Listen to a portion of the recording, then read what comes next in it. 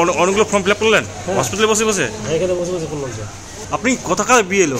আমি চোপড়া ব্লকের কুষ্টিয়াখল অঞ্চলে জাগিরগঞ্জ স্ত্রীতে 188 পার্টিতে বিয়ে এলো। তো কী হয়েছে আপনি হসপিটালে ভর্তি?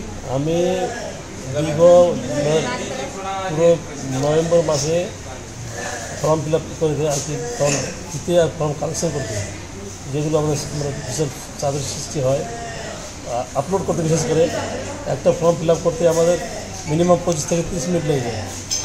রাত্রি 2টা, 2টা, 3টা পর্যন্ত কাজ করতে আমার ভীষণ মানসিক চাপ পড়ে যায়। এ নিয়ে আমি কাল পরশুদিন থেকে হাঁটাচলা করতে পারি না, কারণ সারাদিন বসে থেকে থেকে পাগুলো খুলে যায়, পায়ে প্রচণ্ড ব্যথা। এ নিয়ে আমি হসপিটালে অ্যাডমিট হয়েছি। কবে হয়েছে? কবে? সকালে। সকালে? হ্যাঁ। আর কতগুলো ফর্ম বাকি রয়েছে আপনার? আমার বুথে হচ্ছে 918টা, তার মধ্যে 552টা আমি করে নিয়েছি।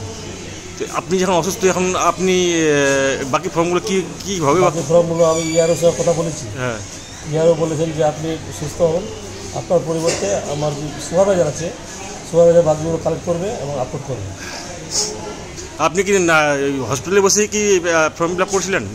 করছিলাম তো, ফর্ম ফিল আপ করছিলাম। হ্যাঁ, হসপিটালে বসে ফিল আপ করছেন? হ্যাঁ, অনেকগুলো করলাম তো।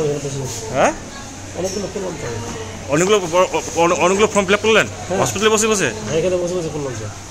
এই যে এত চাপ, কি বলবেন সরকারকে বা ইলেকশন কমিশনকে? আমরা চাচ্ছি যে এই আপলোডগুলো যেন অফিসিয়ালি করে। হ্যাঁ, অফিসিয়ালি করলে আমাদের সুবিধা হবে। আমরা কালেক্ট করে দেবো, কালেক্টটা করে দেবো, আপলোডে আমাদের বেশি চাপ করে দেবো। এই যে আপনি অসুস্থ, এই অসুস্থের মধ্যেই হসপিটালের বেডের মধ্যেই আপনাকে আপলোড করতে হচ্ছে, ফিল আপ করতে হচ্ছে। এটা সরকারের মানে অর্ডার তো ফলো করতে হবে, কিন্তু পারি না আমরা।